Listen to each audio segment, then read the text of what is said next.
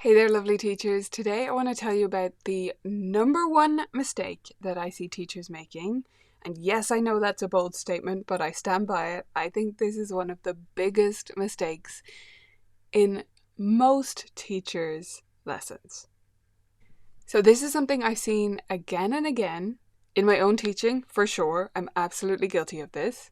And in other teachers' work as well. So from watching lesson videos, from hearing teachers about their own experiences, this is the number one mistake I see that affects teaching, okay? Not the business side of things, not the organization, the teaching element. So the mistake is easy to tell you, and I'm not going to tease you about it this whole time. The mistake is easy to tell you. The fix is what we want to focus on mostly today. The number one mistake I see is telling. It's easy to tell you about because I'm just telling you. It's telling. It's telling students stuff instead of teaching them or instead of other things. Whenever we fall back into telling students things, I think we've made a mistake. And we're all going to do it sometimes. Even the most experienced teachers are not going to be perfect with this. But I think if we can aim to take down the telling, I think we can always be improving our teaching. So before we get into how to fix it, what do I mean? This is when we literally tell the student something.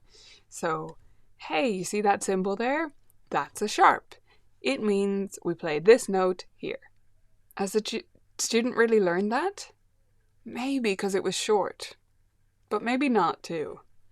And I've seen this happen in much, much longer ways. So I'll use a recent example, anonymously, from a teacher who was teaching major chords. And she told them all the major chords. All 12. Does a student then remember that at the end? I mean, no. Unless there's some kind of savant. No. Telling is not teaching. So, how do we fix it? Because I'm sure you're doing some telling in your teaching. I still am. We all still are. But it's not teaching. So let's think about how to fix it. One of the ways you can get to the root of this and cut out some of your telling is to try and make your default asking a curious question instead.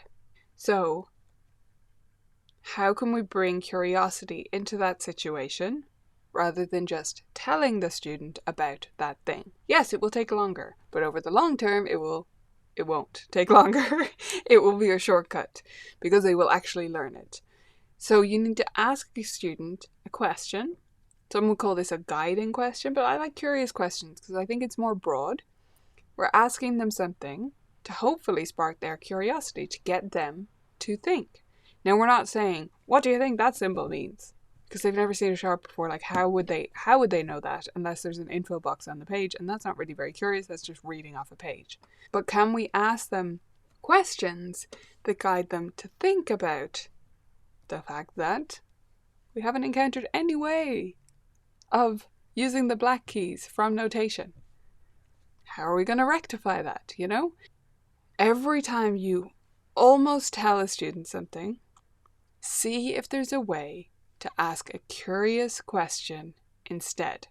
And that'll eliminate, I'd say, about 25% of your telling you can convert to a curious question. Number 2, everybody's least favorite, but I'm not going to stop saying it. You need to record yourself, take a video of your lesson, and take editor's notes. So the trick to this is not the technology.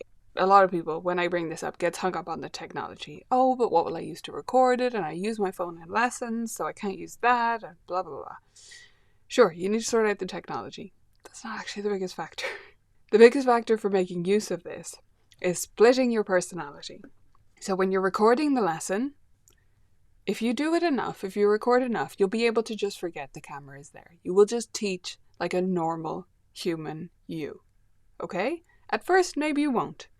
And at first, maybe your students will ask questions about it, but you can just say, oh, that's just for my records. Like, it's not monitoring you or judging you in any way if they're asking a lot about it. Many students, if I just say, I'm just recording that because we need to be able to check our teaching later. They will just let it go. Some will do a wave or a goofy face, and then they'll let it go. So those things are not actually what stand in your way. It's the splitting your personality part. So when you're recording your lessons, when you're in your teaching, you are teacher mode, and you're not distracted by the video camera at all. If you do it enough, that will be able to be true. The harder part is when you're watching it, and you do have to watch it back. Recording your teaching does nothing if you don't watch it yourself. I'm sorry. But you have to watch it back. And when you're watching it back, you have to completely split yourself from yourself and become editor Lisa. Okay? So editor Lisa, or your name, or you could, call her Pam. Call her a different name than yourself. The editor version of you, your editor, is not you. They are not the teacher that sat there. And so they're not going to say, oh my God, I can't believe I wore that top. Oh my God, my hair looks awful that day. Or, oh, I hate the sound of my own voice. Now, you will say all these things initially, but you're going to get over it. I promise. Over time, you'll get over it. You'll get used to listening to yourself speak. Yes, it sounds weird at first, but hey, that's life. We need to just work through things sometimes and stick with things, right? Like our students do with learning to play piano. So you stick with it.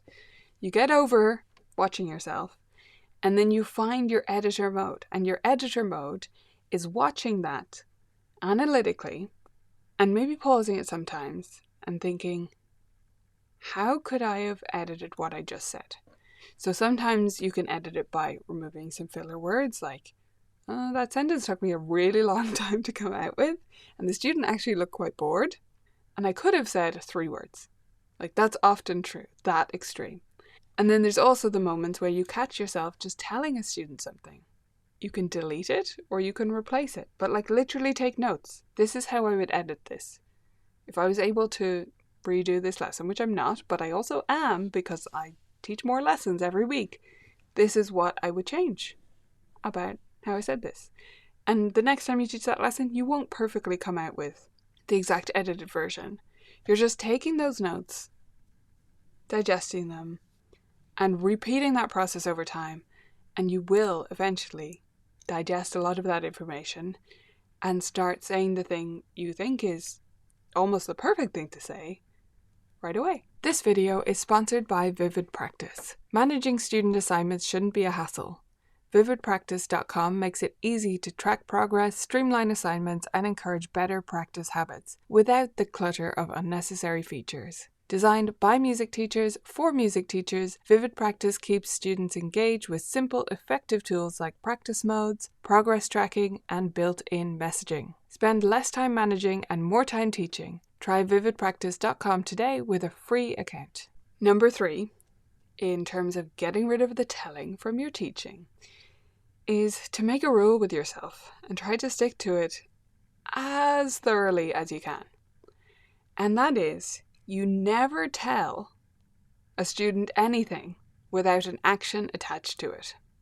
So, you don't just give them information, you actually instruct them.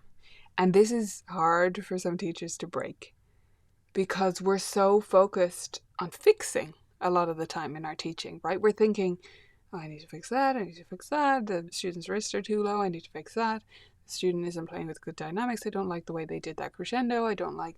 That's kind of our job. We're trying to fix them all the time. But make sure you're actually fixing something. It doesn't help to just, someone finishes a project. Let's say they made a table. And they've made the table, you look at it with them, at your friend's house, made this lovely table, and you say, yeah, I really would have mitered that join differently, and I would have done this, and I would have done that. Anyway, great table, let's go. They can't redo the table. So, shut it. Just leave it. You don't need to criticize it. You don't need to change it. There's no point. It's one thing to give students feedback that they can actually act upon. It's another to just tell them things because you're thinking about it. That's different, and it's not helpful. So in a piano lesson, this looks like a student finishes a piece, and we've decided they're finished with it, okay? So we're going to move on. We're going to put the sticker on it. We're going to take the tab off the side and take it off their practice list. But before we do these things, we can't help just saying, okay, so the dynamics really aren't perfect, and that phrasing could be improved, so that's something we'll work on in future pieces. And you really should remember to do the pedal there, and then not letting them do it, you know? I've seen this happen. I'm sure I've done it too. We just have to get it off our chest. And that's not good enough. That's not what our students deserve. You don't have to get it off your chest. You can write it down in your own notes and get it off your chest that way. You can tell your partner or your dog about it later. You do not have to tell that student because they can't fix it. And all you've left them with is, we're moving on from this piece even though it's not good enough. That's not a good feeling. The final one for today, this is a subject we could explore forever, but for today is to try to understand, get to the bottom of the difference between explaining something to a student and telling them. So if we explain to them, it should involve them asking little clarifying questions or repeating things back to us in a different way. If we tell them, they can maybe parrot back what we just said, but they're not really taking it in most cases. So explaining is a two-way process, really. It involves the students' understanding and involvement in that. So explaining is a two-way process, really. It involves the student in that. It's like a conversation. Even though you might be talking more than them, it still has a give and take. Telling them is just you trying to impart wisdom upon a student. I'll give you an example of explaining versus telling, or I'll give you another example of telling, basically. You know dotted notes, yeah? You know those? When I was a student, I could tell you the definition of a dotted note. For a long time, like from my first teacher, I remember that I could parrot back, the dot adds half the value of the note onto itself again. That's the way I said it. Did I know what that meant? No. Like I knew that a three beat note was 3 beats, but I didn't have a different way of saying that. Like I couldn't have rephrased it for you, so I didn't understand it. I couldn't have taught it to someone else. I could just tell you the definition. And that's often the result of telling instead of explaining something to a student. So this is not an exhaustive list. How have you removed some of the telling from your lessons? I've given you 4 ideas. I hope you'll take them on and use whichever one's most useful for you today. But I'd love to hear your ideas too. How do we tell less and teach more?